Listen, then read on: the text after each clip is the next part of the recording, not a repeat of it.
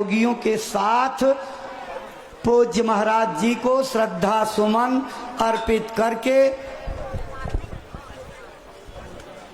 स्वागत अभिनंदन वंदन करते। जय गुरुदेव, जय गुरुदेव। उठा लीजिए। स्वागत की इसी श्रृंखला के बाद पूज्य महाराज जी अपने मथुरा आश्रम से गुरु महाराज का जो पावन संदेश संकल्प बना करके चले हैं, आपके पावन चरण कमलों में श्रद्धा से आदर पूर्वक प्रार्थना करते हैं कि अपनी अमर वाणी से वह संदेश प्रेमी भाई बहनों को सुनाने समझाने की कृपा करें, ताकि आपकी अमर वाणी से प्रेरणा प्राप्त करके भाई बहन अपने जीवन की अनमोल सांसों का उपयोग करते हुए अपना मानव तन सफल, सार्थक और कामयाब बना सकें। परम श्रद्धेय पूज्य महाराज जी। आप सभी लोग प्रेम के साथ में मालिक के पावन नाम का उच्चारण करेंगे। बोलो जय गुरुदेव, जय गुरुदेव, जय गुरुदेव, जय गुरुदेव, जय गुरुदेव, जय गुरुदेव।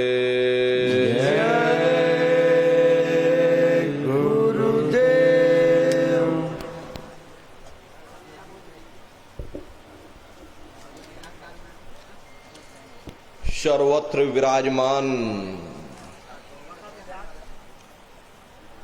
शब्द स्वरूप परम पूज्य स्वामी जी महाराज के श्री चरणों में कोटि कोटि नमन प्रणाम करते हुए इस सत्संग समारोह में पधारे हुए सभी सत्संगी धर्म प्रेमी भाई बहनों को सादर जय गुरुदेव। प्रेमी भाई बहनों, हम आप परम सौभाग्यशाली हैं। कैसे कलिकाल में हम लोगों को ये मानव तन, ये मनुष्य शरीर प्राप्त हुआ, उससे भी परम सौभाग्य की बात है कि मनुष्य रूपी मंदिर में बैठ करके हम लोगों को सत्संग सुनने का ये अवसर मिल रहा। जब जन्म जन्मांतरों के शुभ पुण्य कर्म संचय होते हैं, तब बड़े ही सौभाग्य से ऐसा दुर्लभ अवसर प्राप्त होता। ये सत्संग है, ये कोई कथा और कीर्तन नहीं, किस्से और कहानियां नहीं, ये महात्माओं की अजर अमर वाणियां हैं। यदि आपने ध्यान से सुन लिया तो निश्चय ही आपको अपने मानव जीवन के उद्देश्यों के बारे में पता चलेगा कि आखिर मनुष्य शरीर हमको क्यों मिला, क्या इसका उद्देश्य है, मरने के बाद हम लोग कहाँ जाएंगे, हमारे बाल बच्चे कहाँ जाएंगे, हमारे रिश्ते नातेदार कहाँ जाएंगे, हमारे कुटुंब परिवार वाले कहाँ जाएंगे, और कैसे इनकी जीवात्मा का कल्याण होगा। इन सभी प्रश्नों की जानकारी आपको सत्संग के माध्यम से प्राप्त होगी। इसलिए प्रेमी भाई बहनों, एक एक वचन को बड़े ध्यान के साथ आप लोग सुनिएगा, समझने की कोशिश करिएगा और अपने जीवन में अमल लाइएगा। संतों महात्माओं के सत्संग में कभी किसी जात और बिरादरी, किसी कौम या मजहब या किसी भी व्यक्ति विशेष की कभी कोई निंदा, चुगली, आलोचना या किसी की यहां बुराई नहीं की जाती। हरे नर नारियों, जब हम लोग इस संसार में पैदा हुए तो ना कोई जात और बिरादरी लेकर के आया, ना कोई कौम या मजहब लेकर के आया, न कोई अपना नाम लेकर के आया। सिर्फ नंगे रोते हुए हम लोग इस संसार में पैदा हो गए। बाद में जो औजार उस परम पिता परमात्मा ने बख्शे, मन, बुद्धि और चित्त, उससे जब हमारे अंदर चेतना आ गई, तब हमारा नाम पड़ गया। कर्म के अनुसार हमारी जाति बन गई। धीरे धीरे हमारा फैलाव दुनिया में होता चला गया। हमने बाल बच्चे बना लिए, हमने रिश्ते नातेदार बना लिए, हमने कुटुंब परिवार वाले बना लिए, हमने जमीन और जायदाद हासिल कर ली और इसको अपना समझ करके हम आप यहीं पर बैठ गए। फिर जब जाने का वक्त आया तो फिर आपको यहां से खाली हाथ भेज दिया गया। ना आपके साथ आपका नाम गया, ना आपके साथ जात और बिरादरी गई, ना आपके साथ ये जमीन और जायदाद गई। जिस छाया को प्राप्त करने के लिए आपने अपना पूरा जीवन गुजार दिया, तो ना माया हाथ में आई और ना छाया हाथ में आई। खाली हाथ आए थे और खाली हाथ आपको यहां से वापस भेज दिया गया। कहने का मतलब यह है कि उस परम पिता परमात्मा ने अति दया और कृपा करके आपको ये मनुष्य शरीर दे दिया और आपको स्वतंत्र कर दिया गया कि भाई मैंने तुमको ये मनुष्य शरीर दिया है तुम्हारी जीवात्मा के रहने के लिए। मैं तुम्हारी जीवात्मा को इस मनुष्य शरीर में बंद करता हूं। तुम मेरे मकान के द्वारा उस मालिक की भक्ति करके अपनी जीवात्मा का कल्याण करा लेना। मैंने कुछ समय के लिए तुमको ये किराए का मकान दिया है। जब समय पूरा होगा मैं अपने सिपाहियों को भेजूंगा। उस समय पर तुम मेरे मकान को खाली कर देना। उस समय न जमीन जायदाद काम आएगी, न जात और बिरादरी काम आएगी। मन को, बुद्धि को, चित्त को और जीवात्मा को निकाल करके इस शरीर से बाहर कर दिया जाएगा। ये शरीर आपका यहीं जमीन पर गिर पड़ेगा, क्योंकि जीवात्मा के निकल जाने के बाद में ये शरीर सिर्फ एक माटी का पुतला है, उससे ज्यादा कुछ भी नहीं। आप इस मिट्टी के पुतले को ले जाकर शमशान भूमि पर जला करके राख कर दोगे। हरे आपकी कौम, आपका मजहब, आपकी जात और बिरादरी, आपका ये नाम उसी शमशान भूमि पर जल करके राख हो जाएगा। जिस जात और बिरादरी के लिए हम लोग लड़ते और झगड़ते थे, जिस धन दौलत को पाने के लिए हमने आपने न जाने कितने बुरे खोटे कर्म किए, तो मौत के समय में ना ये जात और बिरादरी काम आई, ना ये धन दौलत काम आया, सब कुछ हमारा यहीं छूट गया और एक जीवात्मा को ले जाकर ऊपर धर्मराज की कचहरी में पेश कर दिया गया। पलक झपकते ही तुम्हारे अच्छे बुरे कर्मों का हिसाब किताब हो जाएगा।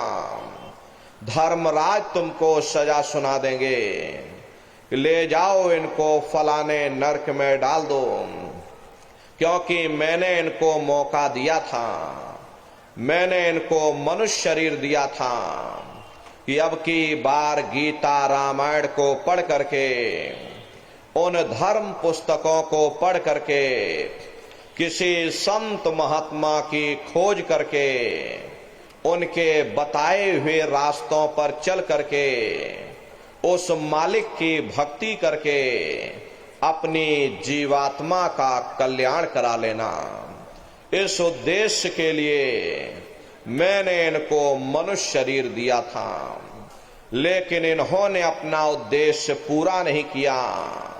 जब जब ये मनुष्य शरीर में आए, कभी इन्होंने विचार ही नहीं किया कि आखिर ये मनुष्य शरीर हमको क्यों मिला, क्या इसका उद्देश्य है, मरने के बाद हम लोग कहाँ जाएंगे, हमारे बाल बच्चे कहाँ जाएंगे, हमारे रिश्ते नातेदार कहाँ जाएंगे, हमारे कुटुंब परिवार वाले कहाँ जाएंगे, और कैसे इनकी जीवात्मा का कल्याण होगा।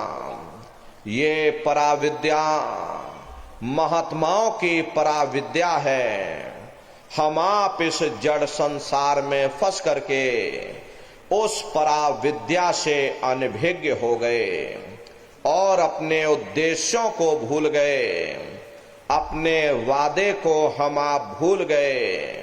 वो वादा जो हमने आपने माँ के गर्भ में किया था, जब माँ के गर्भ में हम आप उल्टे लटके हुए थे, सिर हमारा नीचे था, पैर हमारे ऊपर थे, उस समय परमात्मा से वादा किया कि हे परमात्मा, इस बार हमको मनुष्य शरीर दे दो, हम भजन करेंगे, भक्ति करेंगे, हम अपनी जीवात्मा का कल्याण करेंगे।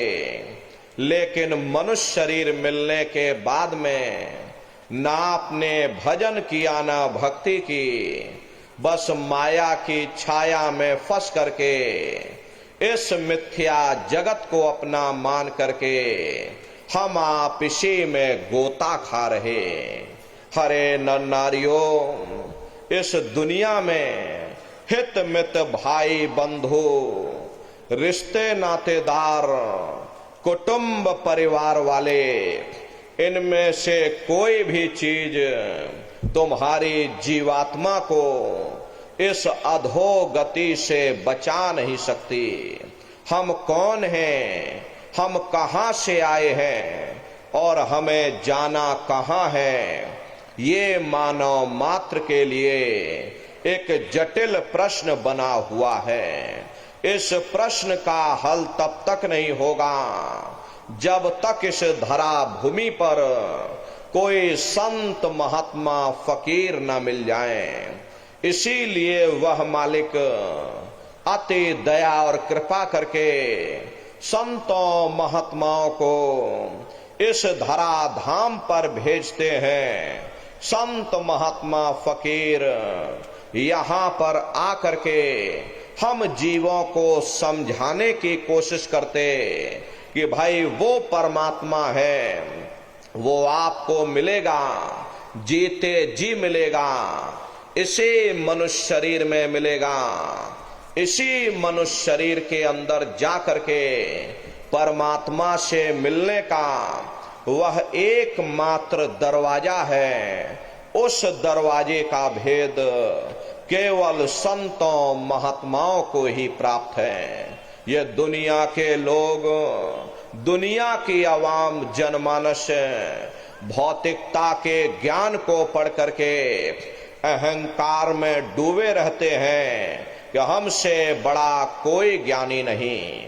लेकिन उन बेचारों को नहीं मालूम कि जहां दुनिया का ज्ञान समाप्त होता है, उसी के सिर की चोटी से ये आध्यात्मवाद, आत्मा और परमात्मा का ये गूढ़ ज्ञान, रहस्य विज्ञान प्रारंभ होता। उस विज्ञान को पाने के लिए सबसे पहले यह जरूरी है कि पहले आप मानवतावादी बनो, मानव धर्म और मानव कर्म को अपनाओ। हरे मानव धर्म क्या है कि इंसान इंसान के काम आवे, एक दूसरे की निस्वार्थ भाव से सेवा करे, सत्य, दया, अहिंसा, परोपकार आदि गुणों को अपने जीवन में उतार करके और किसी संत महात्मा की खोज करके उनके बताए हुए रास्तों पर चल करके उस मालिक की भक्ति करके अपनी जीवात्मा का कल्याण करा ले, यही इंसान का सबसे बड़ा मानव धर्म है।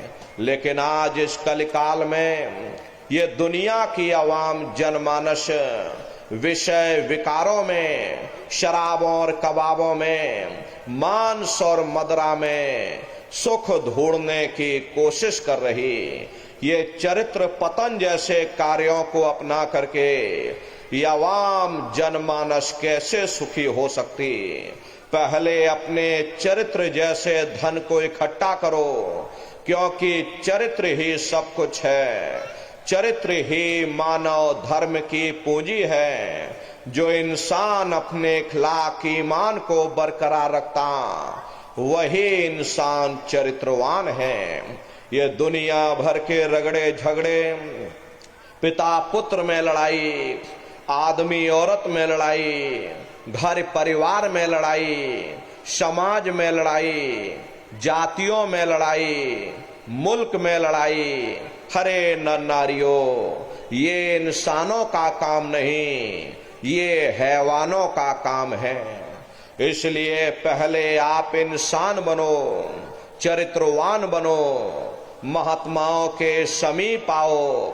वे जो दया का प्रसाद दें, उसे खुशी खुशी लेकर के अपने निज घर को जाओ, जहां न फिर जन्मना है और ना ही फिर मरना। इसीलिए हमारे गुरु महाराज परम संत बाबा जय गुरुदेव जी महाराज ने आवाम जनमानस के बीच में ये आवाज लगाई है कि इंसानों, तुम अपने दीन ईमान पर वापस आ जाओ और इस जिस्मानी मंदिर में बैठ करके भगवान का सच्चा भजन करो, जिससे तुम्हारी जीवात्मा नरकों में जाने से बच जाए। अरे हम माने ना माने, लेकिन संत महात्मा त्रिकालदर्शी होते हैं, वे सब कुछ जानते हैं। अगर हम उनके वचनों को मान जाएंगे तो हम लोग बच जाएंगे, नहीं तो खाई और खंदक में जाकर गिर जाएंगे।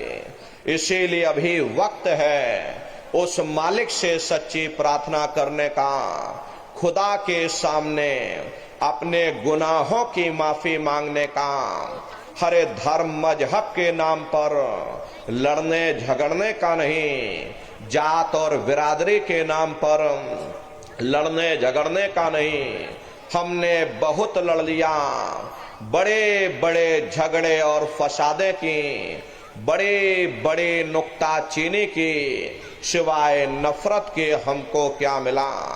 नफरत की ऐसी ज्वाला जली जिसमें घर जल गया, परिवार जल गया, समाज जल गई, जातियां जल गईं, अब सारा देश जल उठा। इसीलिए सारी मानवता बहुत थक गई। हर कोई ऐसी छांव चाहता है जहां उसे ठंडक मिले, शांति और सुकून मिले। ये सब वहीं मिल सकते हैं जहां शांति के संदेश होते, सुकून के संदेश होते, मानव धर्म और मानव कर्म के संदेश होते। और ये संदेश केवल संत महात्मा फकीर देते हैं, जो समदर्शी होते हैं, जो समस्त जीवों के अंदर उस प्रभु के अंश को देखते हैं। ऐसे समदर्शी उन महात्माओं की खोज करो। ये मत देखना कि महात्मा के जाति के हैं, महात्मा किस बिरादरी के हैं। जातियां कर्म के अनुसार बनाई गई, जन्म के अनुसार नहीं। मनुष्य की एक ही जाति है, वो है मानव जाति। और इसे मानव जामे में बैठ करके हमें उस मालिक की भक्ति करनी है। हरे नर नारियों, सुपच जात के भंगी थे, रैदास जी जात के हरजन थे, मीराबाई जात की छत्राणी थी। अगर वे सब उस मालिक को प्राप्त कर सकते हैं तो आप भी उस मालिक को प्राप्त कर सकते हो। लेकिन बगैर महात्माओं के, बगैर मुर्शिद के कोई भी जीव इस संसार समुद्र से ना कोई पार हुआ और ना ही कोई हो सकता। ये समुद्र ऐसा है जिसके न इस किनारे का पता न उस किनारे का पता कोई नहीं जान सकता है। ये दुनिया कब बनी, कितनी बार प्रलय और महाप्रलय हो गई, लेकिन इतना जरूर मालूम है कि जिस दिन से दुनिया बनी है हम लोग यहीं पर भटका खा रहे। अगर इधर से हवा चली तो हमारी नैया उधर चली गई, और अगर उधर से हवा चल गई तो नैया हमारी डगमगाते हुए इधर चली गई। न जाने कितने युग और कल्प बीत गए, लेकिन हमारी ये नैया आज तक इस भव सागर से किनारे नहीं लगी। इसलिए नर नारियों, सौभाग्य से वक्त का इतना बड़ा वरदान आपको मिला, ये मनुष्य शरीर आपको मिल गया। न जाने किस महात्मा की दया हो गई, न जाने कौन से जन्म जन्मांतरों के शुभ पुण्य कर्मोदय हो गए जो आपको ये मनुष्य शरीर मिल गया। हर अब की बार मौका मिल गया है, समय रहते हुए अपनी जीवात्मा के कल्याण के लिए थोड़ा बहुत विचार करिएगा, वरना ये समय तुम्हारा निकलता चला जा रहा। हरे मिले नरदेह यह तुमको, बनाओ काज कुछ अपना, पचो मते आइस जग में, जानियो रैन का सपना। हरे नर नारियों, जैसे रात में हम लोग स्वप्न देखते हैं, हालांकि उस समय पर हमें स्वप्न सच मालूम पड़ता, असली प्रतीत मालूम होता, लेकिन जब हम सुबह उठते हैं, जब हमारी आंखें खुलती हैं, तब हमें होश आता, नहीं भाई हम तो स्वप्न देख रहे थे, ये सब भ्रम है। ठीक उसी प्रकार से ये दुनिया भी 10-20-100 साल का स्वप्न है। अब आप कहोगे हम जाग रहे, परंतु प्रेमी भाई बहनों, ऐसा हरगिज नहीं है। जिस दिन मौत का वक्त आएगा, हरे आप रोगे, हाय हाय करके चिल्लाओगे कि हाय हमने सारी जिंदगी यूं ही स्वप्न में गुजार दी, जागने का समय तो अभी आया था, जो कुछ करना था अभी करना था। लेकिन प्रेमी भाई बहनों, अब पछताए होत क्या, जब चिड़िया चुग गई खेत। महात्मा प्रेम से जीवों को समझाते हैं कि भाई देह और गृह सब झूठा, भरम में काहे को खपना, ये घर बार हमारा अपना नहीं, हरे पराया देश है, ये सराय खाना है, ये मुसाफिर खाना है, ये शरीर भी तुम्हारा अपना नहीं है, ये भी काल का पिंजरा है, किराए का मकान है, पराया मकान है। हर किसी को 40-50 साल के लिए मिला, किसी को 80-90 100 साल के लिए मिल गया। जितने जितने श्वास उस मालिक ने बख्शे हैं, उसे भुगतने के बाद में हमें इस शरीर को यहीं छोड़ जाना। श्वास दुधारा नित्य ही जारी, एक दिन खाली चाम। हरे प्रेमी भाई बहनों, एक तालाब पानी से चाहे कितना भी क्यों ना भरा हो, आप एक छोटी सी नाली काट कर खोल दीजिए, तालाब में छोटा सा छेद कर दीजिए, तो सारा पानी ही तालाब से बाहर निकल जाएगा। ठीक उसी प्रकार से हमारा ये शरीर भी श्वासों का भंडार है। जब तक श्वासों का भंडार जारी है, हम दुनिया के काम काज में फंसे हुए, दुनिया के कारोबार में उलझे हुए, लेकिन जिस वक्त ये श्वासों का भंडार खाली होगा, हर टेलीफोन खड़क जाएंगे, तार पहुंच जाएंगे, संदेश पहुंच जाएंगे, सब रिश्ते नातेदार, सब कुटुंब परिवार वाले, सब अड़ोस पड़ोस वाले मिनटों सेकंडों में इकट्ठा हो जाएंगे।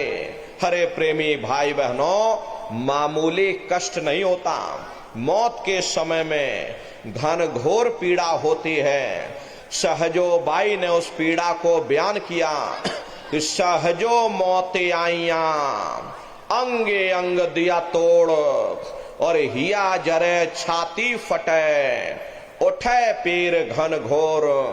गुरु महाराज सत्संग में फरमाते थे कि जैसे 1 लाख बिच्छू एक साथ मिल करके हमारे जिस्म पर डंक मारे, उससे भी लाखों करोड़ों गुना ज्यादा मौत के समय में दर्द होता। जब मृत्यु आती है तो किस तरह से प्राण निकलते, प्राणों के निकलने की क्या प्रक्रिया होती है, जरा उसे भी आप लोग समझ लीजिए। देखो प्रेमी भाई बहनों, जैसे संसार में महाप्रलय आती, तो महाप्रलय के समय क्या होता, सबसे पहले पूरी पृथ्वी ढह जाती। ये पृथ्वी पानी में घुल करके पानी बन जाती है। मानो षष्ठी की प्रलय एक बड़ी कयामत है और शरीर की प्रलय एक छोटी कयामत है। तो जैसे ही मौत आती है, सबसे पहले गुदा चक्र टूटता है, सिमटत भास श्वास उठ जावे, और प्राण पति जम सिमट समावे। उस समय हमारी श्वासें रुक जाती, शरीर की चेतना पीछे सिमटने लगती, तो सबसे पहले गुदा चक्र ही टूटता, क्योंकि गुदा चक्र में पृथ्वी का वास होता। गुदा चक्र टूट करके ऊपर इंद्रिय चक्र में समा जाएगा। इंद्रिय चक्र में जल का वास होता, यानी जल ने पृथ्वी को घोल दिया। फिर जब इंद्रिय चक्र टूटेगा तो ऊपर नाभि चक्र में समा जाएगा। नाभि चक्र में अग्नि का वास होता, यानी अग्नि ने फिर जल को सुखा दिया। ये नीचे से सिमटाव होता है, नीचे से सिमटाव हो करके ऊपर की तरफ बढ़ते हैं। फिर जब ये नाभि चक्र टूटेगा तो हृदय चक्र में समा जाएगा।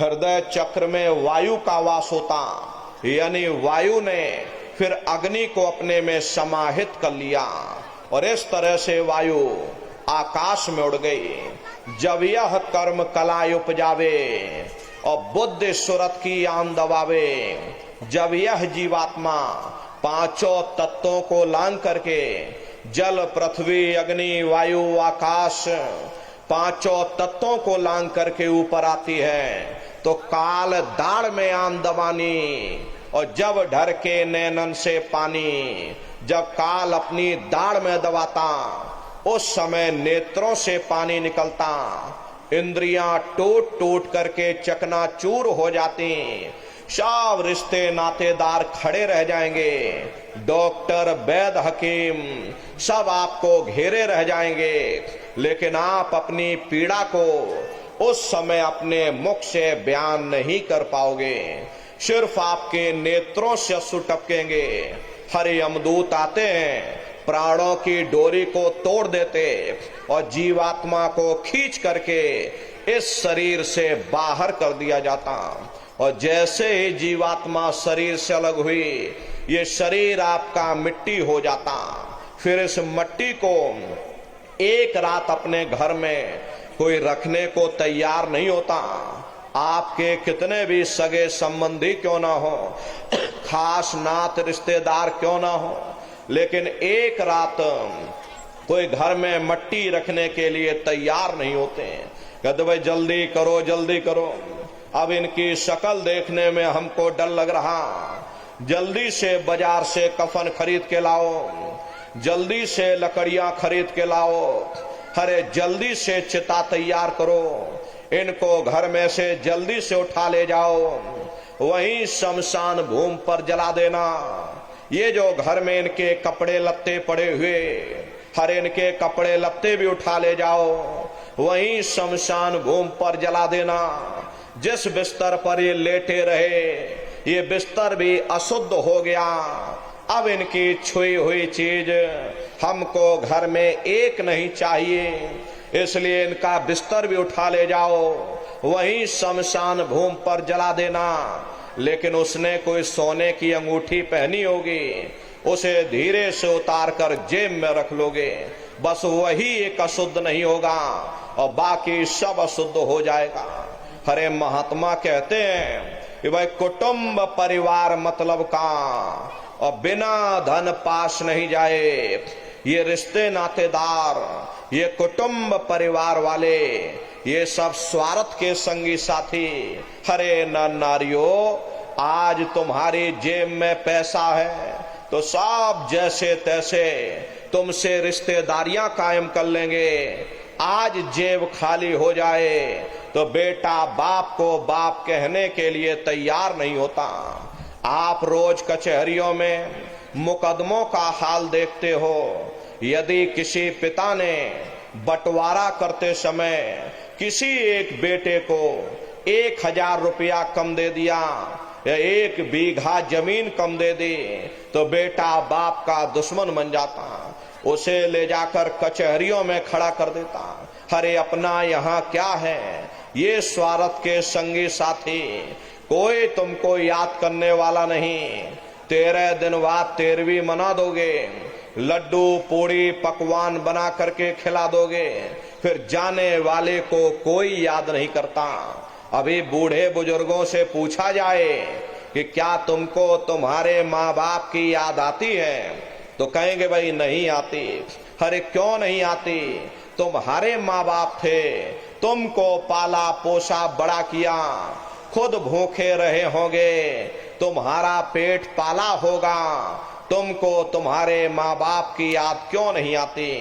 क्योंकि तुम्हारे सामने तुम्हारे लड़के बच्चे हो गए, तुम्हारे नाती पोता पंती और संती हो गए, इसलिए तुम अपने माँ बाप की यादों को भूल गए और नई यादों में बस गए। ऐसे ही प्रेमी भाई बहनों, एक दिन सब तुमको भी भूल जाएंगे, कोई किसी को याद करने वाला नहीं। ये कहानी तो शमशान भूमि पर समाप्त हो गई। उधर देखो क्या होता, तुम्हारी जीवात्मा को ले जाकर के ऊपर धर्मराज की कचहरी में पेश कर दिया जाएगा। वहां पलक झपकते ही तुम्हारे अच्छे बुरे कर्मों का हिसाब किताब हो जाएगा। धर्मराज तुमको सजा सुना देंगे, ले जाओ इनको फलाने नरक में डाल दो, क्योंकि मैंने इनको मौका दिया था, मैंने इनको मनुष्य शरीर दिया था। जब ये माँ के गर्भ में उल्टे लटके हुए थे, उस समय इन्होंने मुझसे प्रार्थना की थी कि हे मालिक, मुझे एक बार मौका दे दो, मुझे एक बार सिर्फ मनुष्य शरीर दे दो, हम भजन करेंगे, भक्ति करेंगे, हम अपनी जीवात्मा का कल्याण करेंगे। मैंने इनकी प्रार्थना स्वीकार कर ली और इनको मैंने मनुष्य शरीर दे दिया और कह करके भेजा था कि भाई ये मनुष्य शरीर ये किराए का मकान है, ये तुम्हारा अपना नहीं है। अगर ये तुम्हारा अपना होता तो हमेशा तुम्हारे पास रहता। ये तुम्हारा अपना नहीं, ये मैंने तुमको कुछ समय के लिए किराए का मकान दिया। हाँ, तुम अपनी जीवात्मा को मेरे किराए के मकान में बैठा करके और मालिक की भक्ति करके अपनी जीवात्मा का कल्याण करा लेना। मैंने कुछ समय के लिए तुम सबको ये किराए का मकान दिया। जब समय पूरा होगा मैं अपने सिपाहियों को भेजूंगा, उस समय पर तुम मेरे मकान को खाली कर देना। लेकिन इतना ध्यान रखना कि जैसा साफ सुथरा मैंने तुमको ये किराए का मकान दिया, वैसा ही साफ सुथरा तुम मुझको वापस लौटाना। लेकिन इस किराए के मकान में बैठ करके इन्होंने अच्छे बुरे कर्म कर डाले। मेरे किराए के मकान को इन्होंने अपने कर्मों से गंदा कर दिया, इसलिए कर्मों की सजा इनको मिलेगी। ले जाओ, इनको फलाने नरक में डाल दो। अरे महात्मा कभी झूठ नहीं बोलते। महात्माओं ने जब साधना किया, साधना करके जब ऊपर गए, ऊपर जा करके जब उन्होंने नरकों का हाल देखा, तो हमारी आपकी जानकारी के लिए उन्होंने धर्म ग्रंथों में लिख दिया, लोह के खम्भ तपत के माही, और जहां जीव को ले चिपटाई वहां लोहे के खंबे अग्नि से धधक धधक कर लाल हो रहे। ऐसे खोटे जीवों को उन खंभों में चिपटाया जाता। जीव हाय हाय करके तड़फता है, तड़फ तड़फ जीव जुलम बुखारी, और तपत खम्भ दुख उपजे भारी।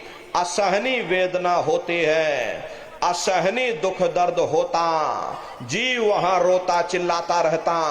वहां कोई तुम्हारी पुकार सुनने वाला नहीं, कोई तुम्हारी दर्द भरी आवाज को सुनने वाला नहीं। हरे नारियों, ये दुर्दशा क्यों हो गई?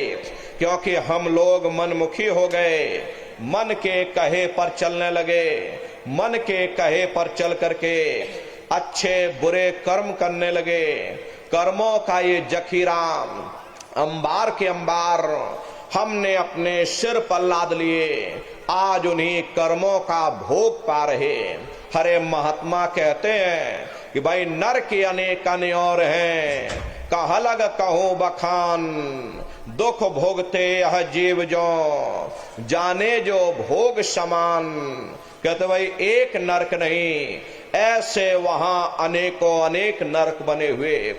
अलग अलग खोटे पाप कर्मों के वहां पर अलग अलग नरक बने हुए। ये जीव अपने अपने कर्म के अनुसार अनंतों अनंत युगों तक, वर्षों की बात नहीं कर रहे, अनंतों अनंत युगों तक जीव नरकों की यातनाएं भोगता रहता। और नरकों की यातनाएं भोगने के बाद में इसी जीवात्मा को सीधे मनुष्य शरीर नहीं दिया जाता, बल्कि फिर से 4 खान 84 लाख योनियों में डाला जाता। जैसे बच्चा होता है, ये बच्चा पहले कक्षा 1 पास करेगा, फिर कक्षा 2 में जाएगा। ऐसे वहां पर पूरा चैनल बना हुआ। नरकों की यातनाएं भोगने के बाद में इन्हीं जीवात्माओं को 4 खान 84 लाख योनियों में डाला जाता। ये 4 खान 84 लाख योनियां ये कोई मामूली योनियां नहीं होती। 4 खान का मतलब होता है अंडज पिंडज उपमज स्थावर, ये 4 खाने हैं। पहली श्रेणी पेड़ पौधों की आती है, जिनके अंदर पानी का तत्व मौजूद होता है। कभी ये भी मनुष्य हुआ करते थे, लेकिन आज अपने कर्मों का भोग पा रहे, एक जगह पर बेचारे खड़े हुए। दूसरी श्रेणी कीड़े मकोड़ों की आती, जिनके अंदर पृथ्वी और अग्नि का तत्व मौजूद होता है। तीसरी श्रेणी पंछियों की आती है, चौथी चौपाए जानवरों की आती, और पांचवी स्वयं इंसान की आती, जिसके अंदर पांचों तत्व जल पृथ्वी अग्नि वायु आकाश पांचों तत्व मौजूद होते हैं।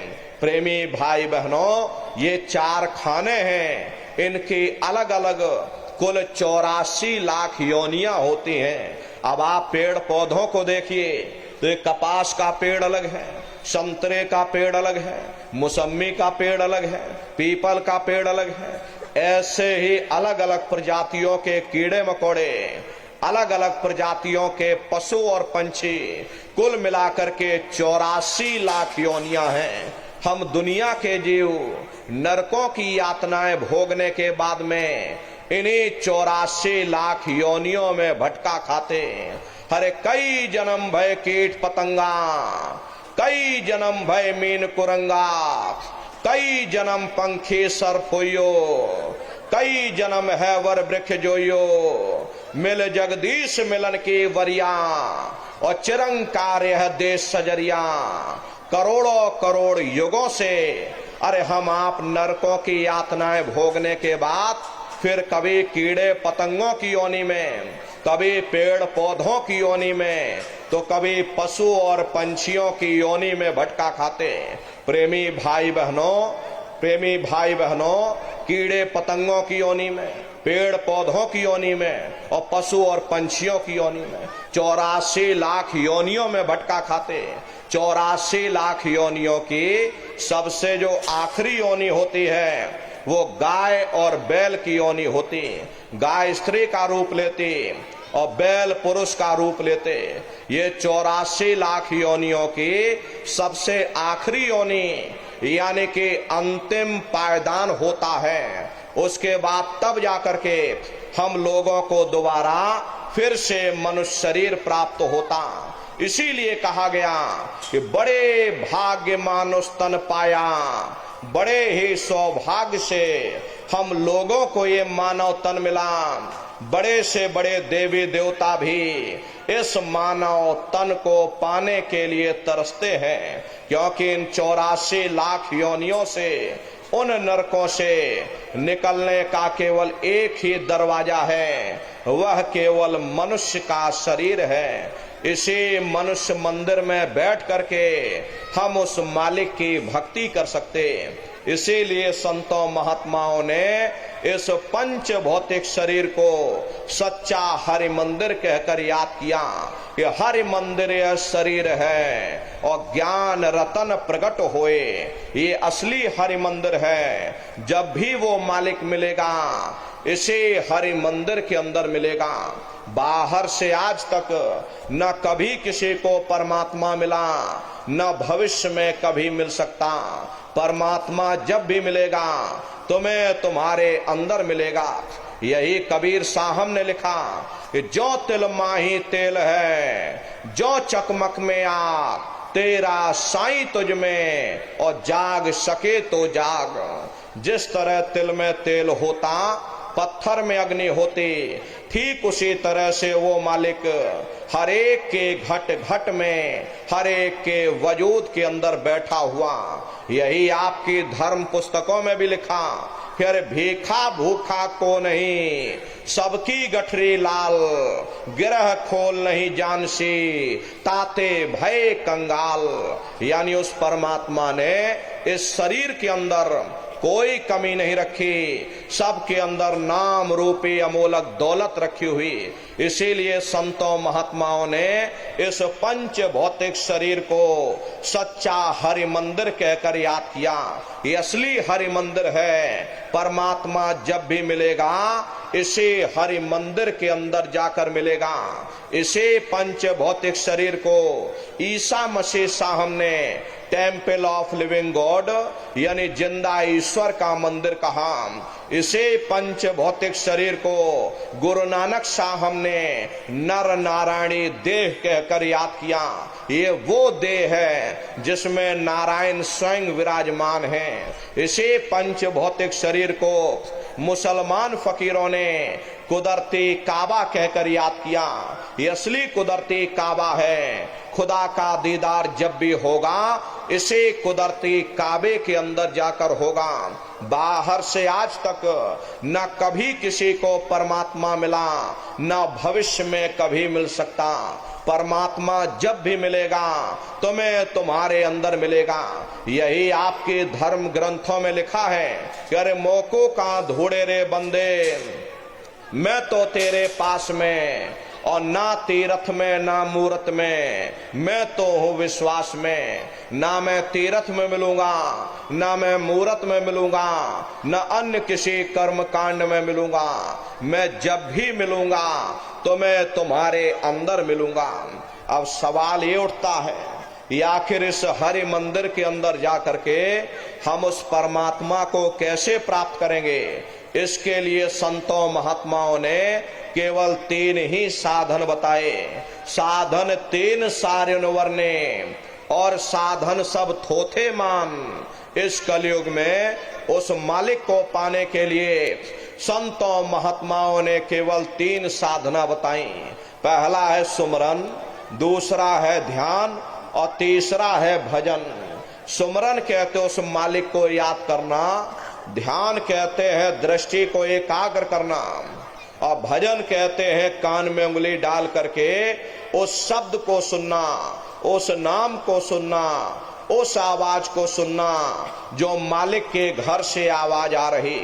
प्रेमी भाई बहनों, ये सुरत शब्द नाम योग की साधना है। जितने भी संत महात्मा इस धरती पर आए, सबसे पहले कबीर साहब आए।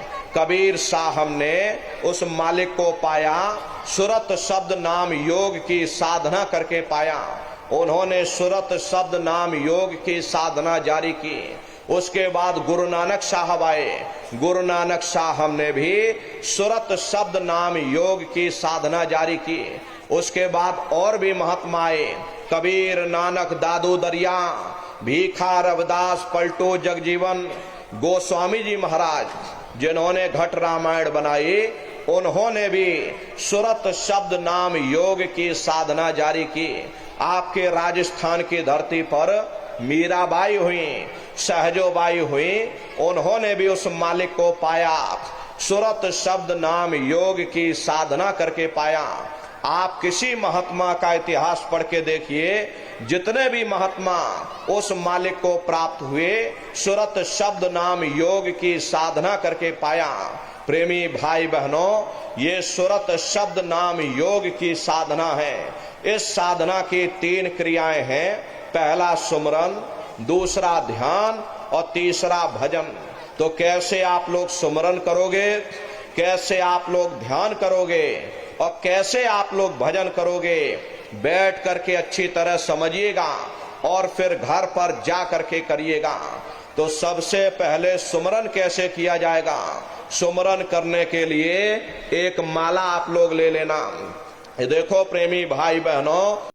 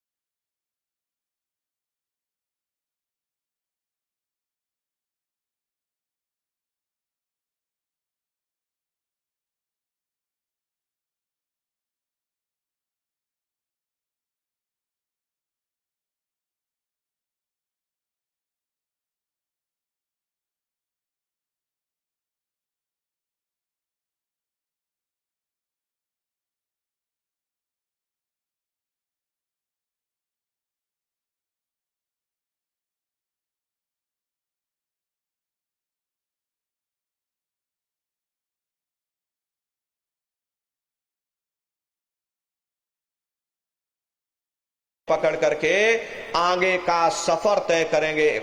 लेकिन प्रेमी भाई बहनों, गुरु के स्वरूप का दर्शन जब होगा जब आप जय गुरुदेव नाम का सुमरन करोगे। यदि आपने सुमरन न किया तो जब आप उनको याद ही नहीं करोगे तो भला वो आपको दर्शन क्यों देंगे। और जब आपको दर्शन नहीं होगा तो आप आगे का सफर तय नहीं कर सकते। इसीलिए जय गुरुदेव नाम का सुमरन सबसे पहले आपको कराया जाता। जब आप सुमरन कर लोगे, फिर जब आप ध्यान पर बैठोगे और जब दरवाजे के अंदर दाखिल हो जाओगे तो सबसे पहले उन्हीं के स्वरूप का दर्शन होगा। वो आपकी उंगली को पकड़ करके आगे का सफर तय करेंगे। तो यह है ध्यान करने का तरीका। एक बार फिर से आप लोग समझिए कैसे आपको ध्यान करना है। अपने अपने घरों में पलथी मार करके आप लोग बैठ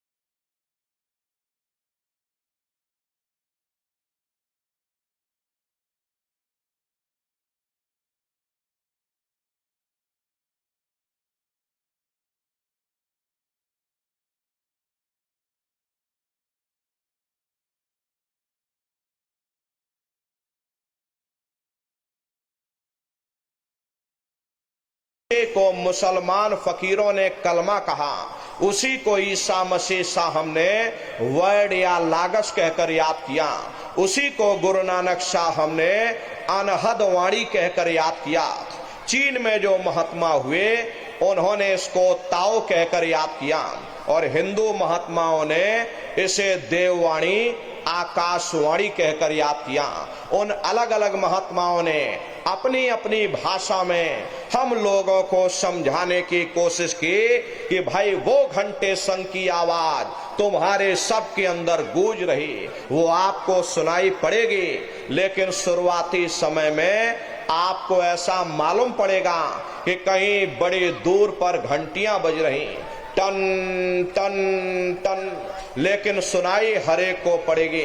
प्रेमी भाई बहनों, जब घंटे संग की आवाज आपको सुनाई पड़ने लग जाए तब आप सीटी की आवाज को छोड़ देना और घंटे संग की आवाज को पकड़ लेना, उसको आप सुनने लग जाना। जब आप उसको सुनने लग जाओगे तो वो आवाज धीरे धीरे बढ़ना शुरू होगी और बढ़ते बढ़ते इस कदर बढ़ेगी कि आपके रोम रोम में घंटे और संग की आवाज गूंजने लग जाएगी। अरे बड़ी घन घोर आवाज होती है, बड़ी मधुर वो आवाज होती। हरे दुनिया के संगीत जो आप सुनते हो, ये बाहर जो दुनिया के गाने सुनते हो, उस रूहानी संगीत के सामने ये दुनिया के संगीत कुछ नहीं है। जब आप उस रूहानी संगीत को सुनोगे, इतना भारी आनंद आपके ऊपर छा जाएगा, इतनी खुशी आपको होगी, ऐसा नशा आपके ऊपर चढ़ जाएगा, इतना आप उस आवाज में खो जाओगे कि आप सारी दुनिया को भूल जाओगे। हरे प्रेमी भाई बहनों, शंकर भगवान को वही नशा चढ़ा था। शंकर भगवान कोई गांजा भांग नहीं पीते थे। ये तो हमने आपने शंकर भगवान को बदनाम कर दिया कि शंकर भगवान गांजा भांग पीते थे, चलो हम भी गांजा भांग पिएंगे। लेकिन नर नारियों, शंकर भगवान ने कभी गांजा भांग नहीं पिया। शंकर भगवान जिस नशे में लीन रहते थे वो नाम का नशा था, वो ध्यान का नशा था, वो भक्ति का नशा था। जब आप उस आवाज को सुनोगे तो आपको भी वो नशा चढ़ जाएगा, क्योंकि उस आवाज में चुंबक है।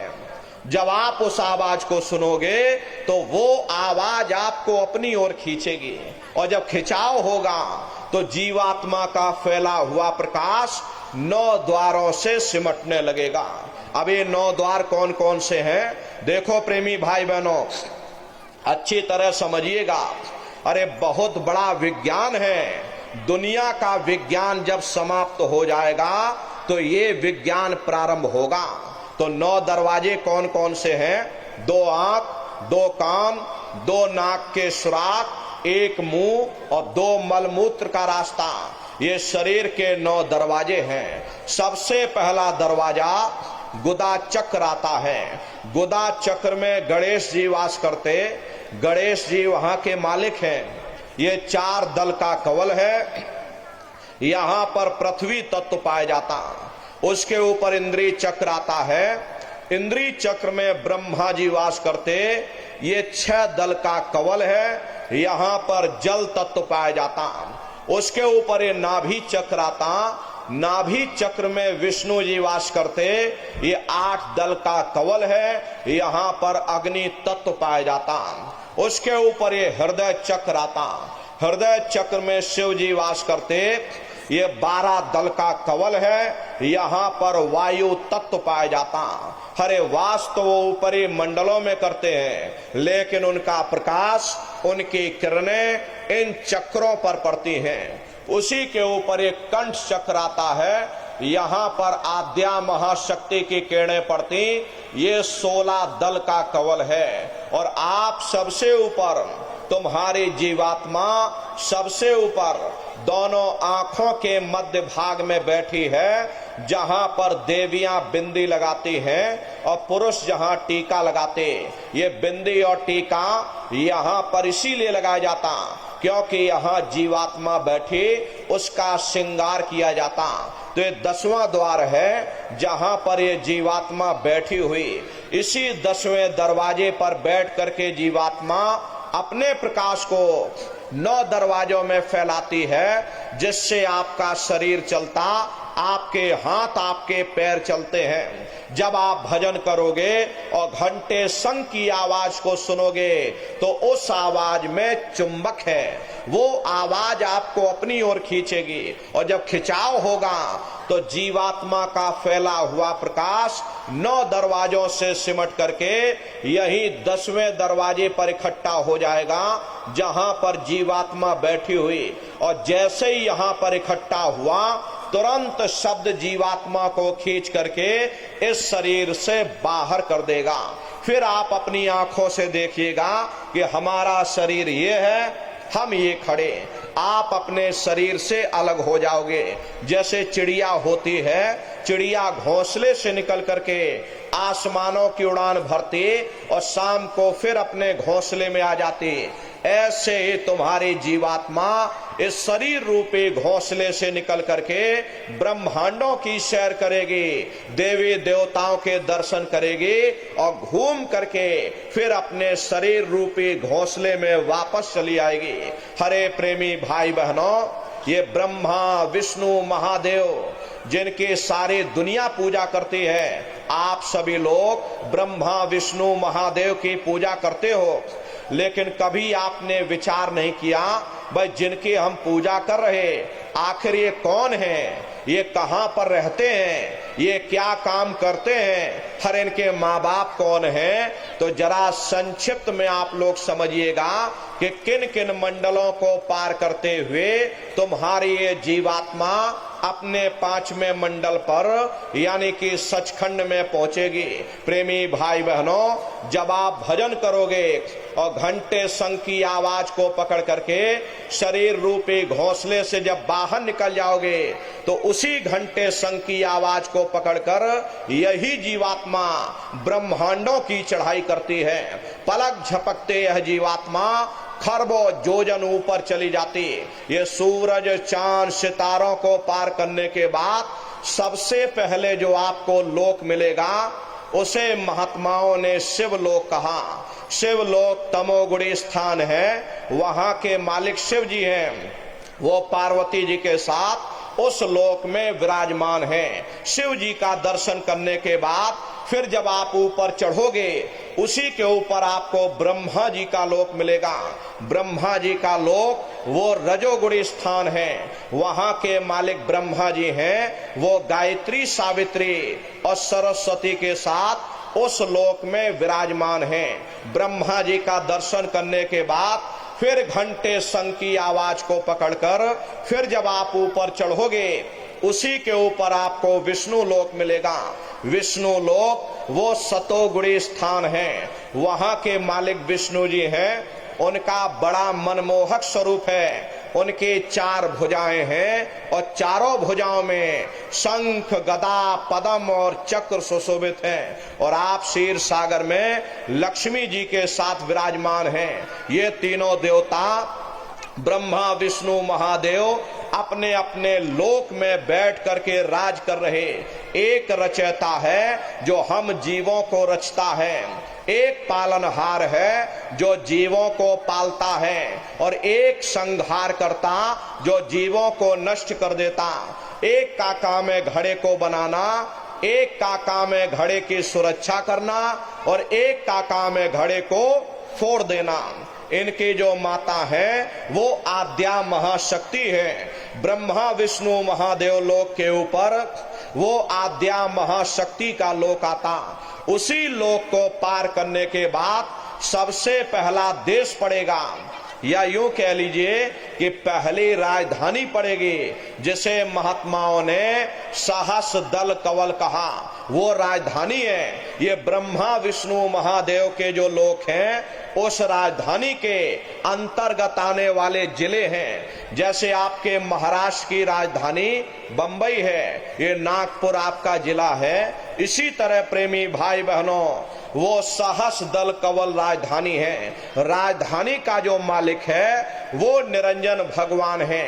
ये ब्रह्मा विष्णु महादेव ये निरंजन भगवान के ही पुत्र हैं, और ये आद्या महाशक्ति ये निरंजन भगवान की अर्धांगिनी हैं, और निरंजन भगवान स्वयं तीनों लोकों के मालिक हैं। उन्हीं को त्रिलोकीनाथ कहा जाता। हिंदू उन्हीं को परमात्मा कहते, मुसलमान उन्हीं को खुदा कहते, ईसाई उन्हीं को गॉड कहते। घंटे और शंख की आवाज जो हर इंसान के अंदर गूंज रही, वो आवाज उन्हीं के मुखार बिंद से हो रही। निरंजन भगवान का जो स्वरूप है वो ज्योतिष स्वरूप है। हजार बातें की अखंड ज्योति वहां पर बराबर जल रही। अरे हम आप मंदिरों में ज्योत जलाते हैं, इस ज्योत में तेल की जरूरत पड़ती, बाती की जरूरत पड़ती है, लेकिन वो अखंड ज्योति ऐसी है जिसमें ना तेल की जरूरत और ना बाती की जरूरत है। पलटू साहब ने जिक्र किया कि उल्टा कुआ गगन में तिसमें जरे चिराग, तिसमें जरे चिराग, बिना रोगन बिन बाती, और 6 ऋतु 12 मास जरत रहे दिन राती, और सतगुर मिले जो होए ताहि की नजर में आवे, बिन सतगुर नहीं कोई वाह को दर्शावे। वो अखंड ज्योति ऐसी है जिससे पूरा ब्रह्मांड प्रकाशवान हो रहा। जितनी भी अवतारी शक्तियां आई, राम आए, राम को वहीं से नीचे उतारा गया। इसीलिए उस देश को अयोध्या नगरी भी कहा जाता। और जितने देवी देवता ब्रह्मा विष्णु महादेव आदि की उत्पत्ति वहीं से हुई। वहां के धनी का दर्शन करने के बाद फिर तुम्हारी ये जीवात्मा दूसरे मंडल के शब्द को पकड़ करके दूसरे मंडल की चढ़ाई करेगी। श्याम तज श्वेत को गहना, सुरत को तान धुन सुनना, और बंक के द्वार धस बैठो, और त्रिकुटी जाए कर लेना। उसी के ऊपर दूसरा देश आता है जिसे महात्माओं ने त्रिकुटी देश कहा। वहां के जो मालिक हैं वो ब्रह्म हैं। वहीं से मन और माया की उत्पत्ति हुई। वहीं से 3 गुण, रजोगुण तमोगुण सतोगुण, तीनों गुणों की उत्पत्ति वहीं से हुई। ये जो आपके वेद हैं, वेदों को सारी दुनिया पढ़ती है। वेदों की भी उत्पत्ति उसी स्थान से हुई है। अरे महात्मा कहते हैं कि त्रिकुटी महल में विद्या सारा, घन हर गरजे बजे नगारा, और लाल वरण सूरज उजियारा। वहां पर 2 धुनें, बादलों की गर्जन और मृदंग की आवाज उस लोक में गूंजती रहती है। जैसे पहले स्थान पर निरंजन भगवान के देश में घंटे और शंख की आवाज गूंजती, ऐसे ही दूसरे मंडल पर यानी कि ब्रह्म के देश में बादलों की गर्जन और मृदंग वहां पर बजता रहता। ब्रह्म का जो स्वरूप है लाल वरण सूरज उजियारा, ये सूरज कुछ नहीं, ऐसे लाखों लाख सूर्य इकट्ठे करोगे तो वहां का एक सूर्य बनेगा। प्रेमी भाई बहनों, ब्रह्म का जो स्वरूप है वो सुबह के लाल सूर्य के समान है। इसीलिए वहां का पूरा ब्रह्मांड लाल है। जहां तक आपकी निगाह जाएगी ब्रह्म देश में चारों तरफ आपको लाल ही लाल नजर आएगा। अरे महात्मा जब साधना करके वहां पहुंचे तभी महात्माओं ने लिख दिया, लाली मेरे लाल की जित देखो त लाल, और लाली देखन में गई मैं भी हो गई लाल। वो पूरा ब्रह्मांड ही लाल है। जितने साधक वहां पहुंच जाते हैं उन सभी को योगेश्वर कहा जाता। जैसे व्यास जी हुए, वशिष्ठ जी हुए, वाल्मीकि जी हुए, इन सब की पहुंच वहीं तक थी। इसीलिए कहा गया कि वाल्मीकि भय ब्रह्म समाना। जब इनके जीवात्मा वहां पहुंचे और जब इन्होंने ब्रह्म का दर्शन किया तो इनका स्वरूप भी ब्रह्म के समान यानी कि ब्रह्म स्वरूप हो गया। जितने साधक वहां पहुंच जाते हैं उन सभी को योगेश्वर कहा जाता। योगेश्वर भगवान श्री कृष्ण उसी देश में वास करते। ये जो ब्रह्म देश है वो श्री कृष्ण भगवान का ही देश है और श्री कृष्ण भगवान वहीं पर रहते हैं। ये बाहर की जन्माष्टमी नहीं है जो आप लोग मनाते हो।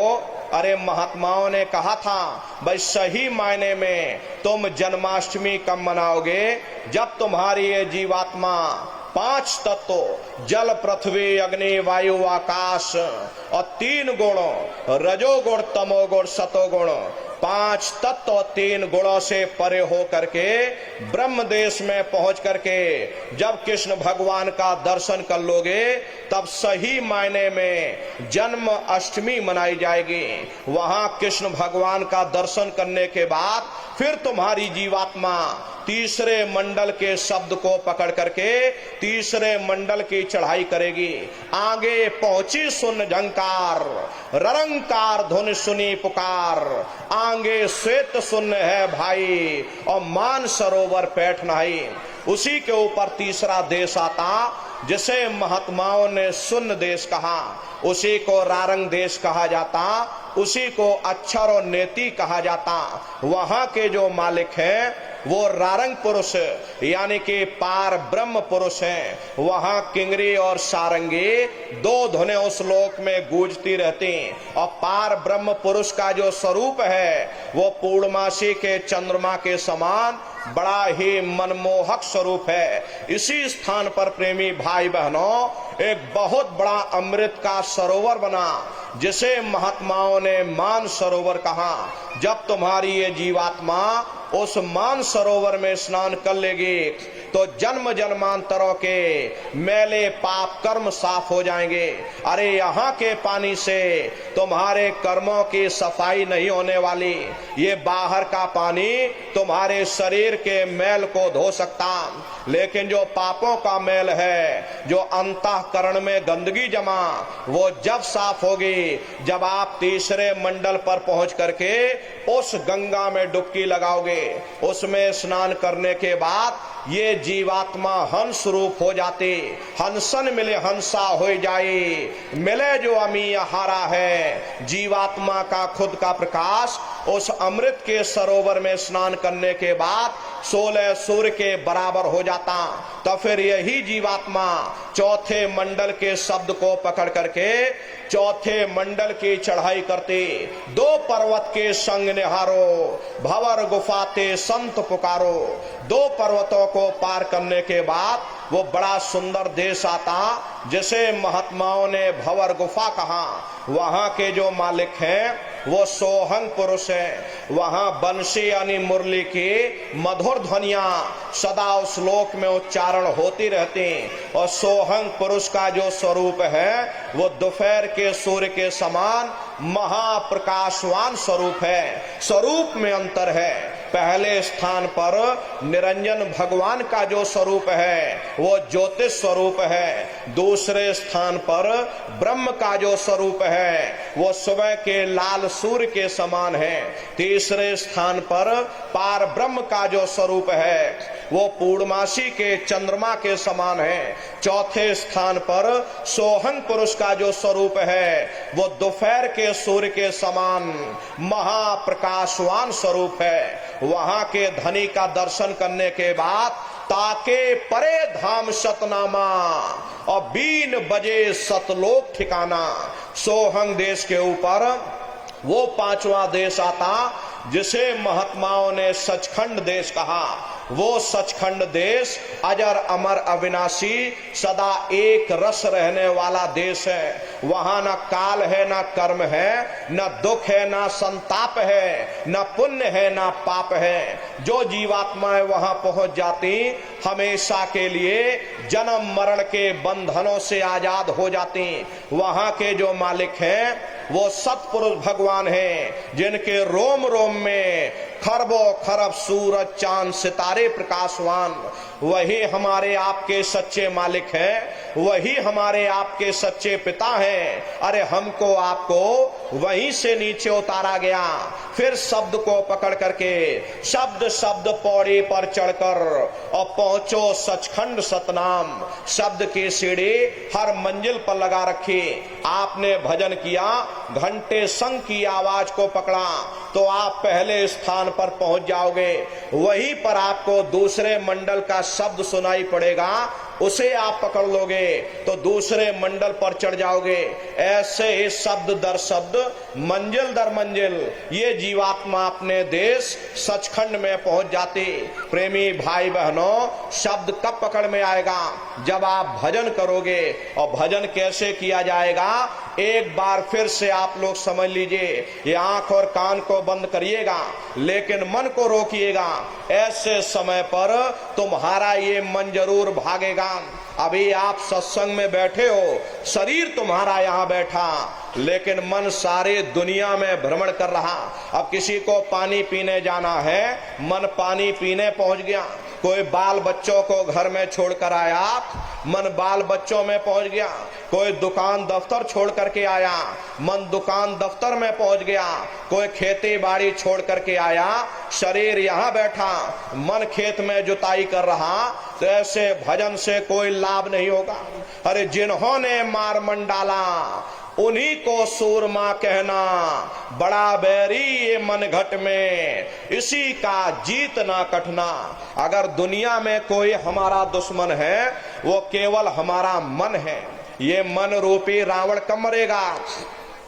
जब 9 द्वारों पर फतेह हासिल करके तुम यहाँ 10वें द्वार पर चढ़ जाओगे, तब सही मायने में दशहरा मनाई जाएगी। ये बाहर की दशहरा नहीं है जो लकड़ी का रावण बना देते हो और फूंक फांक करके घर चले आते, कहते भाई हमने रावण मार दिया। अरे महात्माओं ने कहा था भाई सही मायने में तुम दशहरा कब मनाओगे? जब 9 द्वारों पर फतेह हासिल करके तुम यहाँ 10वें द्वार पर चढ़ जाओगे, तब सही मायने में विजयदशमी मनाई जाएगी। तब ये मन रूपी रावण मरेगा, तब तुम्हारी ये जीवात्मा, हर ऐसे जीवात्मा को महात्माओं ने राम भी कहा। अरे आपकी धर्म पुस्तकों में लिखा है, एक राम दशरथ का बेटा, एक राम घट घट में लेटा, एक राम का सकल पसारा, और एक राम है सबसे न्यारा। एक वो राम है जो अयोध्या के वासी हैं, और एक राम घट घट में बैठे, यानी हमारी आपकी जीवात्मा जो हर एक के अंदर मौजूद है। महात्माओं ने कहा भाई एक वो राम है, और एक राम का सकल पसारा, यानी पहले स्थान के मालिक वो निरंजन भगवान, जिनको दुनिया त्रिलोकीनाथ कहती है, जिनका ये पूरा पसारा पूरा संसार है। महात्माओं ने कहा भाई एक वो राम है, और एक राम है सबसे न्यारा। 5वें स्थान के मालिक वो सतपुरुष भगवान जो हमारे आपके सच्चे पिता हैं। महात्माओं ने कहा भाई एक वो राम है। तो महात्मा तो उस राम की महिमा गाते। मोटी बात आप लोग पकड़ो कि भजन कैसे करना है। तो ये आंख और कान को बंद करिएगा, ऊंचा ध्यान दे करके सुनना। सीटी जैसी आवाज शुरू में आपको सुनाई पड़ेगी, उसको पकड़ लेना, सुनते रहना, सुनते सुनते उसी में लीन हो जाओ। जब आप उसमें लीन हो जाओगे तो कुछ समय बाद में दोबारा आपको अनुभव होगा कि कहीं बड़ी दूर से एक महीन आवाज, घंटे और शंख की आवाज हमारे कानों में बज रही। जब घंटे शंख की आवाज आपको सुनाई पड़ने लग जाए, तब आप सीटी की आवाज को छोड़ देना और घंटे शंख की आवाज को पकड़ लेना। एक बार प्रेमी भाई बहनों, आप उस आवाज को पकड़ लो, फिर वो आवाज आपको नहीं छोड़ेगी, खींच करके शरीर से बाहर कर देगी। फिर रोज आना, रोज जाना, रोज ब्रह्मांडों की सैर करना, रोज देवी देवताओं के दर्शन करना, रोज राम के दर्शन करना और रोज कृष्ण के दर्शन करना। अरे अभी तो आप नकल में फंसे हो, असल पूजा नहीं है, अभी आप नकल में फंसे हो। हरे नर नारियों, अपनी बुद्धि से स्वयं विचार करिएगा। ये बंबई में बैठे और बड़े बड़े कलाकार, अब कोई कलाकार नाम बन जाता और कोई कलाकार कृष्ण बन जाता, बाजारों में उनकी फोटो छप जाती, आप उनकी फोटो खरीद करके घर के कोने में टांग देते हो और सुबह शाम नहा धोकर पूजा आरती करते। अरे आप तो घर में उनकी पूजा कर रहे, वो बंबई में बैठकर मुर्गा मुर्गी खा रहे। कितनी बड़ी अज्ञानता। अरे महात्माओं ने कहा राम भी तुम्हारे अंदर है, कृष्ण भी तुम्हारे अंदर है, चलो अंदर चलो, अंदर चल करके राम और कृष्ण का साक्षात्कार दर्शन दीदार करो। तो सुमरन, ध्यान और भजन, ये तीन क्रियाएं आपको बताई गई। रास्ता बिल्कुल सच्चा है, आप करोगे आपको अनुभव होगा, दिखाई भी देगा और सुनाई भी पड़ेगा। लेकिन इतना ध्यान रखिएगा, जो भी दिखाई सुनाई पड़े अपने अंदर हजम करिएगा। जितना हजम कर लोगे उतना रास्ता खुलता चला जाएगा। तो भजन, ध्यान, सुमरन नित्य नियम से आप लोग करिएगा। नागा नहीं होना चाहिए। अरे शरीर को आप लोग भोजन देते हो, सुबह दोपहर शाम खाते रहते, लेकिन कभी आपने विचार नहीं किया ये जीवात्मा जो जन्म जन्मांतरों से भूखी प्यासी बैठी, कभी आपने इसको भोजन नहीं दिया। और इसका भोजन शब्द है, इसका भोजन नाम है। अपना ये नियम बनाइए कि पहले हम अपनी जीवात्मा को भोजन देंगे, फिर अपने शरीर को भोजन देंगे। अगर ये नियम आपका बन गया तो आपका लोक भी बन जाएगा और परलोक भी बन जाएगा। हरे नर नारियों, मालिक को पाने के लिए तुम्हें घर बार छोड़ने की जरूरत नहीं है, तुम्हें बाल बच्चे छोड़ने की जरूरत नहीं है, तुम्हें समाज छोड़ने की जरूरत नहीं है, तुम्हें जात बिरादरी बदलने की जरूरत नहीं। हरे जात पात के रगड़े झगड़े ये हमारे अपने नहीं है, ये सिर्फ हमारे मन की खुराफात है। आप सभी लोग बुद्धिमान हो, अपनी अपनी बुद्धि से आप सभी लोग विचार करिएगा। जब गुरु नानक साहब नहीं आए थे तब कोई सिख नहीं था, जब मोहम्मद साहब नहीं आए थे तब कोई मुसलमान नहीं था, जब ईसा मसीह साहब नहीं आए थे तब कोई ईसाई नहीं था। और पीछे लौटते चले जाओ तो केवल मनुष्य ही मनुष्य रह जाते हैं। ये रगड़े झगड़े किसने पैदा किए? ये हमने आपने पैदा किए। अरे कोई भी महात्मा यहाँ पर आकर के ना कोई कौम बनाने आता है, ना कोई महात्मा यहाँ पर मजहब चलाने आते, ना कोई यहाँ पर पंथ चलाने आते, और ना ही आप हमारे हाथों में ये डंडे और तलवारें देने के लिए आते। अरे आप तो सच्चा मार्ग, सनातन मार्ग समझाने के लिए इस धरा भूमि पर शरीर रूप में अवतरित होते हैं। इसीलिए महात्मा समझाते हैं, भाई जाते पाते पूछे नहीं कोई, हर का भजे सो हर का हुई। लोग यहाँ जात पात बनाते बनाते मर गए, लेकिन ऐ नर नारियों, जब तुम्हारी ये जीवात्मा इस मनुष्य रूपी चोले को छोड़ करके ऊपर धर्मराज की कचहरी में पहुंचेगी, वहां न तुमसे ये पूछा जाएगा कि तुम किस जाति के हो, तुम किस कौम के हो, तुम किस मजहब के हो, तुम हिंदू हो या मुसलमान हो, तुम हिंदुस्तान से आए हो या तुम पाकिस्तान से आए हो। अरे वहां तुम्हारे कर्म देखे जाएंगे, भक्ति भाव देखा जाएगा, मालिक से मिलने का प्रेम और प्यार देखा जाएगा।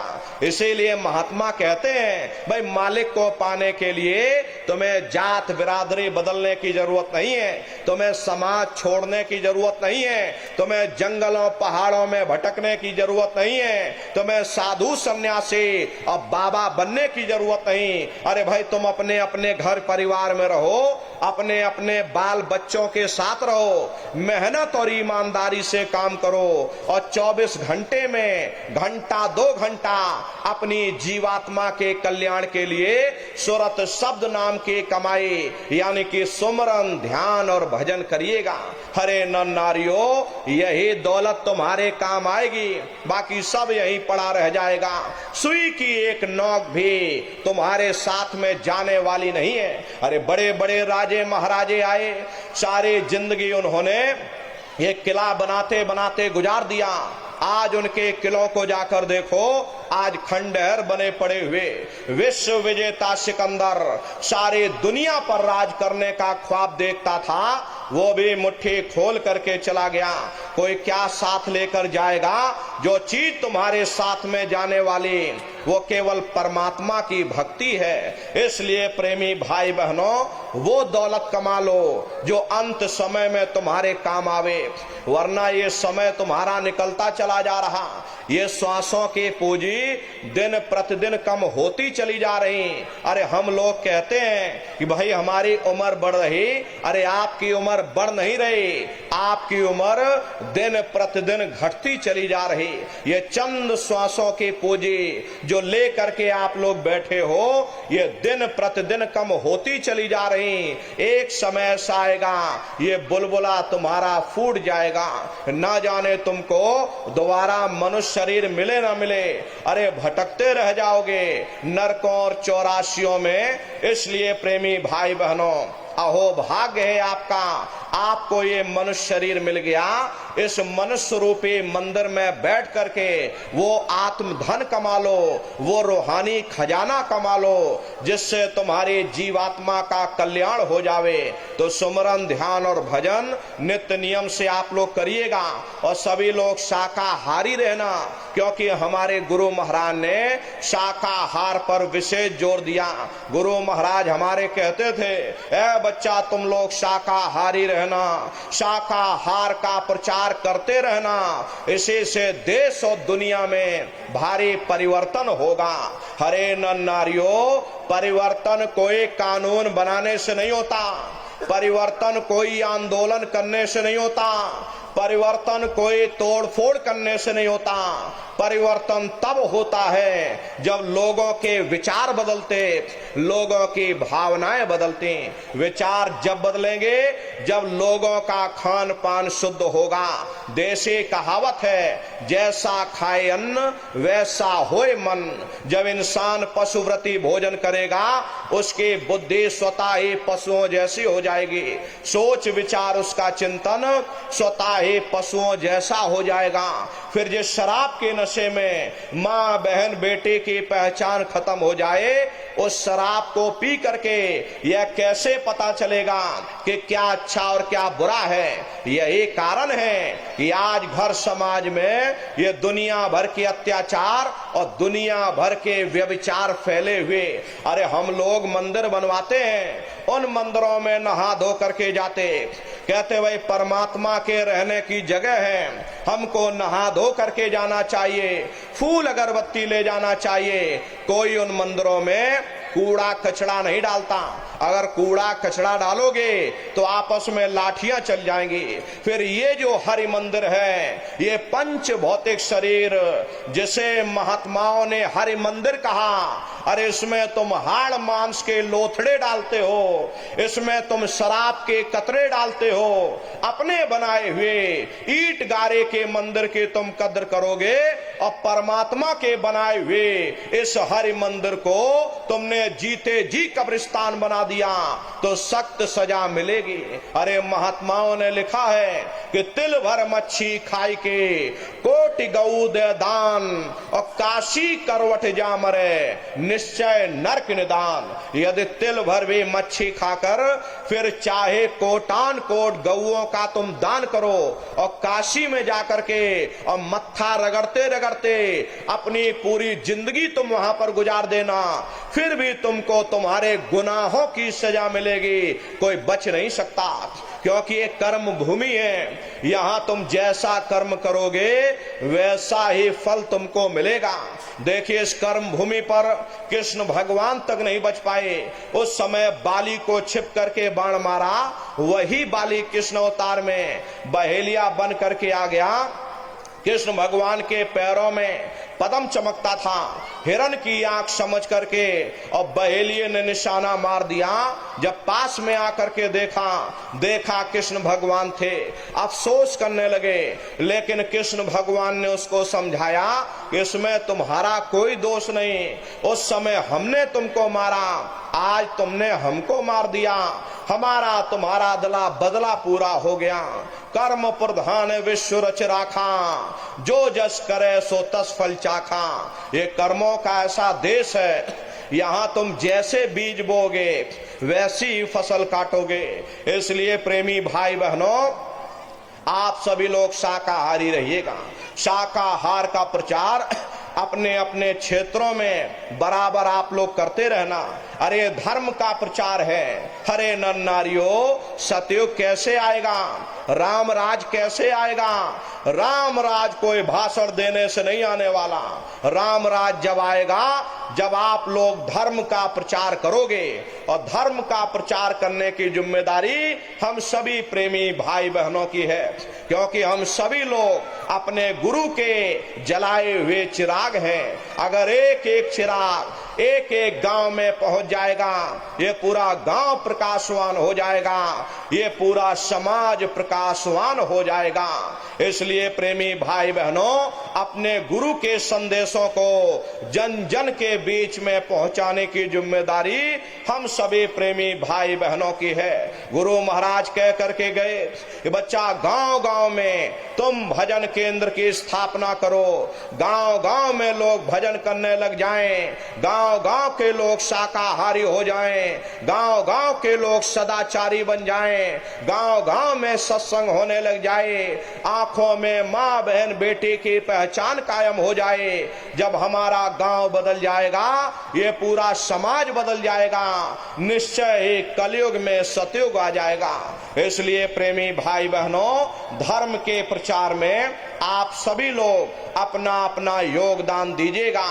और देखो प्रेमी भाई बहनों, हमारे गुरु महाराज ने अपने गुरु की याद में मथुरा आश्रम पर इतना विशाल मंदिर बनवाया। गुरु महाराज हमारे कहते थे कि बच्चा मंदिर का जीता जागता देवता, अरे वहां बैठ करके बरकत बांट रहा। अरे आप लोग आइए, वहां कोई रुपया पैसा नहीं चढ़ाया जाता, कोई चंदा चुटकी नहीं। अरे आप लोग आए, मंदिर के देवता के सामने अपनी एक बुराई को चढ़ा दीजिए। वहां पर बुराई चढ़ाई जाती कि हम आज से मांस मछली नहीं खाएंगे, हम आज से अंडा शराब का सेवन नहीं करेंगे, हम आज से झूठ नहीं बोलेंगे, हम आज से किसी को धोखा नहीं देंगे। आप अपनी एक बुराई चढ़ा दो, आपकी एक मनोकामना पूरी होगी। ऐसा वरदानी मंदिर गुरु महाराज ने अपने गुरु की याद में मथुरा आश्रम पर बनवाया। गुरु महाराज हमारे कहते थे कि बच्चा दरबार में दया दुआ बरकत पाने के लिए तुम बराबर आते जाते रहना। महीने में समय न मिले तो 6 महीने में आ जाना, 6 महीने में समय न मिले साल भर में आ जाना, और जिसको साल भर भी समय न मिला ताको लागे दोष। गुरु महाराज ने मन से कहा, ऐ नन्नारियों, अगर तुमने मेरे गुरु को भुला दिया तुम भारी मुसीबत में फंस जाओगे। इसलिए प्रेमी भाई बहनों, अपने दरबार में बराबर हाजिरी देते रहिएगा, दया दुआ बरकत लेते रहिएगा।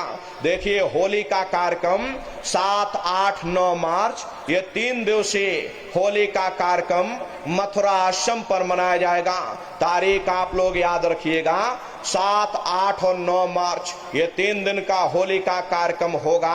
आप सभी प्रेमी भाई बहन होली के कार्यक्रम में सब परिवार पधारिएगा। अरे आपके रहने ठहरने की व्यवस्था वहां पर की जाती है। अलग अलग जिलों के टेंट राउटी डेरे लगाए जाते, अलग अलग जिलों के भंडारे चलाए जाते, हजारों हजार की संख्या में भंडारे चलते, दसियों लाख की संख्या में देश के कोने कोने से सत्संगी प्रेमी भाई बहन मथुरा दरबार में पधारते हैं। हरे प्रेमी भाई बहनों, अपना बहुत बड़ा आश्रम है, करीब करीब 10 किलोमीटर के व्यास में अपना ये आश्रम बना हुआ। प्रेमी भाई बहनों, अपने आश्रम पर बहुत बड़ी गौशाला भी है। गुरु महाराज के पास कुल 2 गाय थी। 2 गायों का इतना बड़ा परिवार है कि आज के समय में करीब करीब 3000 गाय हैं, और 3000 से ऊपर सांड भी हैं। प्रेमी भाई बहनों, किसी को बाहर नहीं भेजा जाता, क्योंकि गुरु महाराज कह करके गए थे कि बच्चा इनको यहीं रखना, यहीं सेवा पानी करना। अगर बाहर भेज दोगे लोग मार देंगे, काट देंगे। इसीलिए चाहे गाय हो या चाहे बैल हो, किसी को बाहर नहीं भेजा जाता। गौशाला अलग बना रखी और नंदीशाला अलग बना रखी। 3000 के करीब गाय हैं और 3000 से ऊपर सांड है। प्रेमी भाई बहनों, जब आप लोग आएंगे तो गौशाला का भी आपको दर्शन होगा। उसी के बगल में अपना बहुत बड़ा अस्पताल भी है। गुरु महाराज के दया कृपा से अपना अस्पताल भी बन करके तैयार हो चुका। सन 1970 में गुरु महाराज ने इसकी नींव रखी थी, लेकिन प्रेमी भाई बहनों, इसका निर्माण कार्य अभी 2 साल में हुआ। गुरु महाराज की दया कृपा से बन करके वो तैयार हो चुका। आप लोग पधारिएगा, अपनी आंखों से देखिएगा। उसी के बगल में अपना एक विद्यालय है जिसमें करीब 2.5 से 3 हजार बच्चे निःशुल्क विद्या अध्ययन करते हैं। कॉपी किताब पढ़ाई लिखाई बिल्कुल निःशुल्क है। आसपास क्षेत्र के बच्चे करीब 3000 के करीब बच्चे वहां पर पढ़ते हैं। प्रेमी भाई बहनों, वो गुरु महाराज की कर्म भूमि है और गुरु महाराज की जन्म भूमि जिला इटावा ग्राम खितौरा में है। जैसा भव्य मंदिर मथुरा आश्रम पर बना हुआ, उसी तरह से भव्य मंदिर गुरु महाराज की जन्म भूमि पर यानी कि खितौरा धाम में बन करके तैयार हो चुका। प्रेमी भाई बहनों, 10 साल लग गए, लेकिन इस काम को रोका नहीं गया। धीरे धीरे ये काम चलता रहा और आज गुरु महाराज की दया कृपा से ही गुरु महाराज की जन्म भूमि पर भी भव्य मंदिर बन करके तैयार हो चुका। ताजमहल उसके सामने कुछ नहीं। अरे आप लोग आइएगा, गुरु महाराज की दया कृपा से संगमरमर का भव्य मंदिर बन करके तैयार हो चुका। बहुत विशाल मंदिर बना है। 250 एकड़ में वहां पर अपना ये आश्रम है। गुरु महाराज के जन्म भूमि पर बहुत विशाल आश्रम है। जब आप लोग पधारेंगे तो गुरु महाराज की जन्म भूमि और गुरु महाराज की कर्म भूमि का आपको दर्शन दीदार लाभ प्राप्त होगा। तो ये 7, 8, 9 मार्च ये 3 दिन का ये होली का कार्यक्रम मथुरा आश्रम पर मनाया जाएगा। आप सभी लोग पधारिएगा और अपने अपने बच्चों को भी साथ में ले करके आया करिए। प्रेमी भाई बहनों, हम लोग ये सोचने लगते हैं, अरे बच्चों को क्या करेंगे ले जाकर, इन बच्चों की पढ़ाई लिखाई की उम्र है, अरे इनको घर में रहने दो, इनको पढ़ाई लिखाई करने दो, ये सत्संग सुनना, ये भजन पूजा पाठ करना, ये हम लोगों का काम है, इन बच्चों को भी पढ़ाई लिखाई करने दो। ये हमारी आपकी गलत धारणा है। अरे प्रेमी भाई बहनों, पढ़ाई लिखाई जरूरी है। हम ये बात मानते हैं कि आज के भौतिक युग में शिक्षा बहुत जरूरी है।